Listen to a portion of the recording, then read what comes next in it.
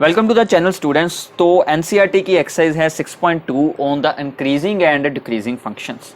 तो इसमें हमें strictly increasing, increasing, strictly decreasing and decreasing functions के बारे में देखना होता है in the given interval.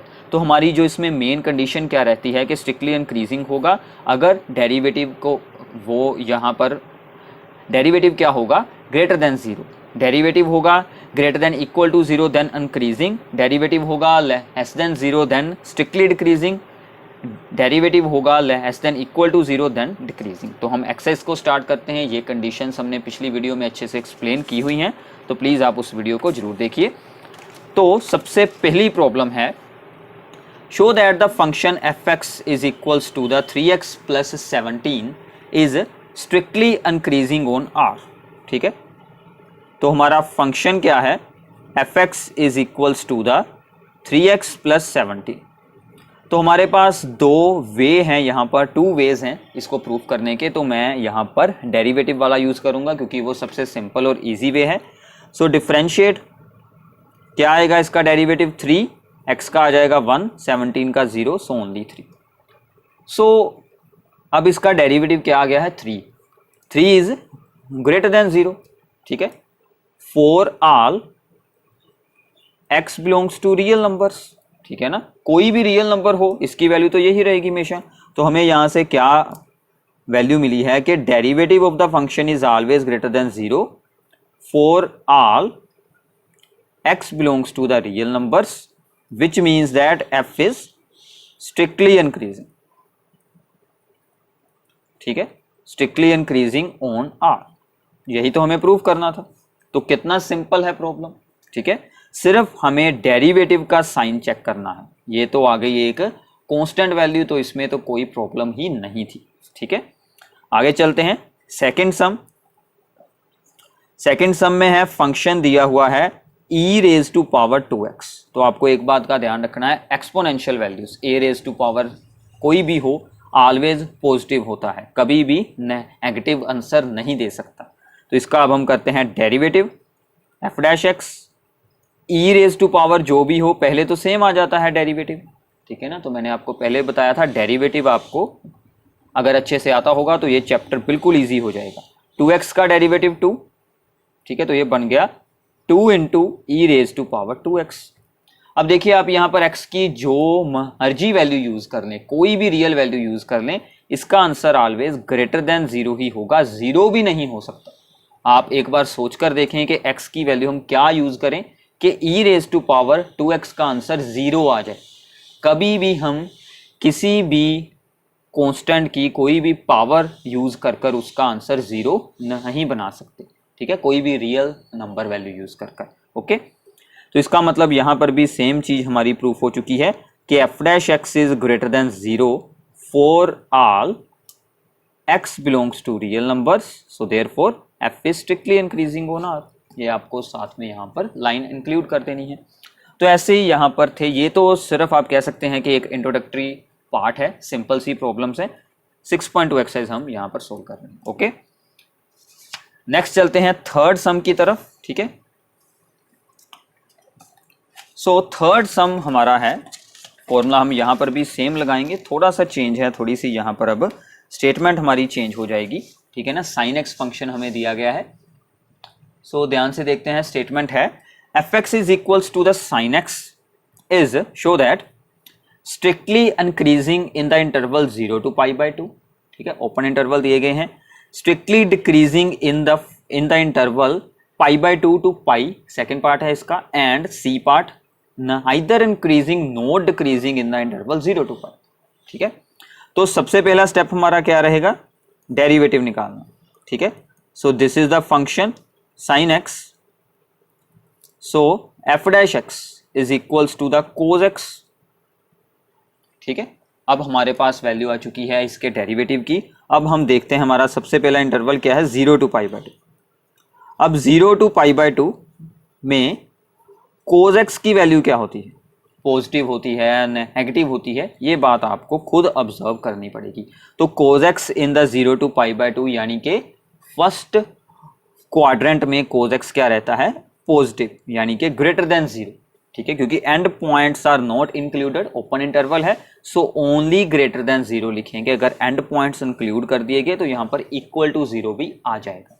Okay, so which means that f dash x is greater than 0 in this interval, so which means that f is strictly increasing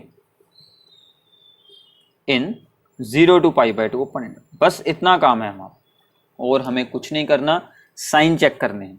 ठीक है, sign cos x की value positive होती है, इसका कोई proof देने की जरूरत साथ में हमें बिल्कुल नहीं है। Okay, in the interval pi by 2 to pi, pi by 2 to pi यानी कि सेकेंड क्वाड्रेंट, सेकेंड क्वाड्रेंट में क्या होता है cos x इज नेगेटिव। ठीक है, so it means that f dash x is less than 0, which means that f is strictly decreasing in this interval। ठीक है, जो हमारा f dash x होगा वो strictly decreasing होगा इन द इंटरवल। तो देखिए इंटरवल के साथ ही फंक्शन का बिहेवियर चेंज हो जाता है, तो इंटरवल्स का ध्यान रखना है। Okay, so in the last interval 0 to pi, अब 0 टू पाई में क्या है, ध्यान से देखिए, 0 टू पाई बाय 2 तक क्या है, स्ट्रिक्टली इंक्रीजिंग। आगे जो है पाई बाय 2 टू पाई वो क्या है, स्ट्रिक्टली डिक्रीजिंग। तो हम यहां पर क्या लिखेंगे, फ्रॉम अबव टू रिजल्ट्स। ठीक है, साथ में एक्सप्लेन करने की जरूरत नहीं है, क्लियरली f इज सिंपल है कि आधे इंटरवल में इंक्रीज हो रहा है, आधे में डिक्रीज हो रहा है, तो ओवरऑल इंटरवल में क्या लिखेंगे, नाइदर इंक्रीजिंग नॉट डिक्रीजिंग। हमने पिछली वीडियो में एक ऐसा ग्राफ भी किया था। ठीक है, so neither increasing nor decreasing.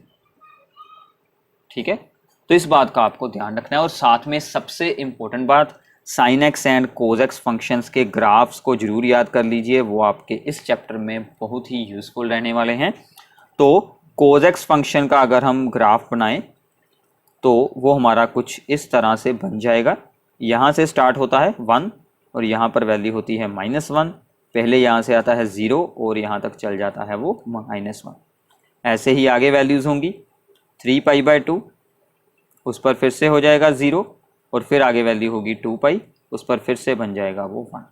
ठीक है, तो ऐसे ही आपको साइन एक्स का ग्राफ भी याद रखना है। मैंने आपके लिए यहाँ पर बनाया है कोज एक्स का, प्लीज़ आप लोग साइन एक्स का ग्राफ साथ में ड्रॉ करें, ताकि आपको आगे कोई भी प्रॉब्लम ऐसी पेपर में पूछी जाए तो आप उसके साइंस यहाँ से देख सकते हैं कि 0 टू पाई बाय 2 में उसकी वैल्यू क्या है, पॉजिटिव, पाई बाय 2 से जो आगे वैल्यू क्या बन जाती है, नेगेटिव। ठीक है, तो यहाँ से भी आप इसे ईजिली देख सकते हैं। ओके, तो ये सभी आपको रफ में उतार लेना है साथ में।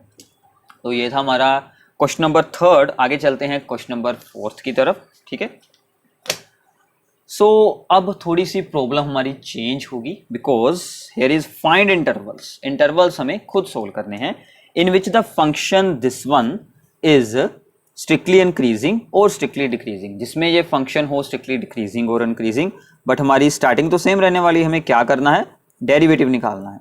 सो एफ एक्स है हमारा 2x², ये सम सबसे ज़्यादा इंपॉर्टेंट है, ये पेपर में बहुत बार आते हैं।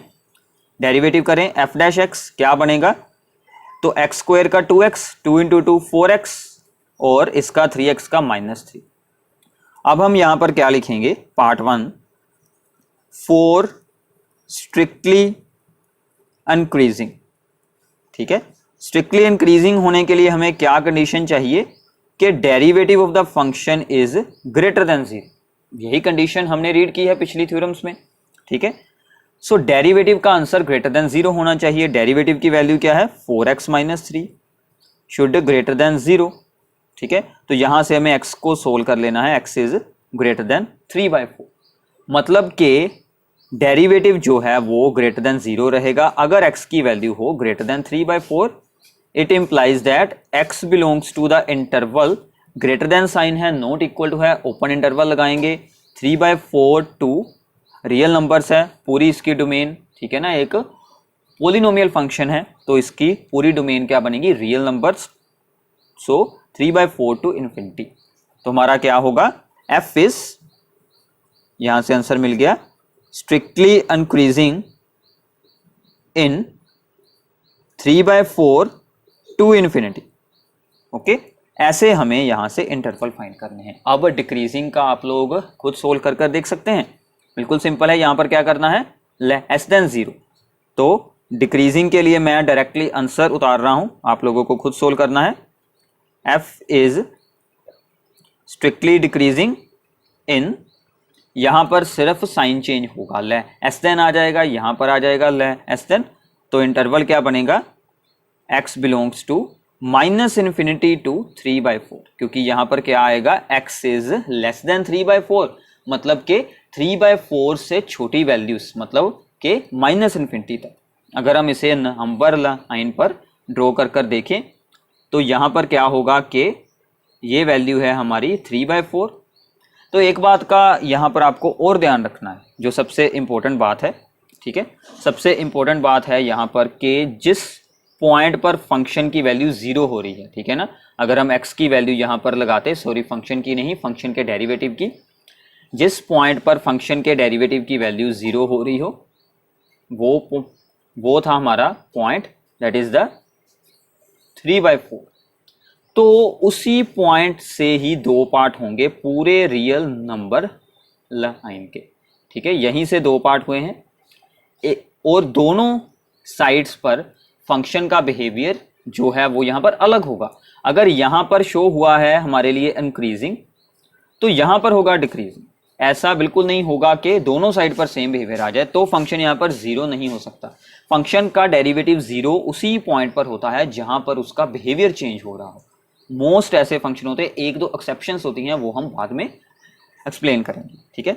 ये काफी सिंपल सम था, हमें इंटरवल सोल्व करने थे, तो वो हमने सोल्व कर लिए हैं।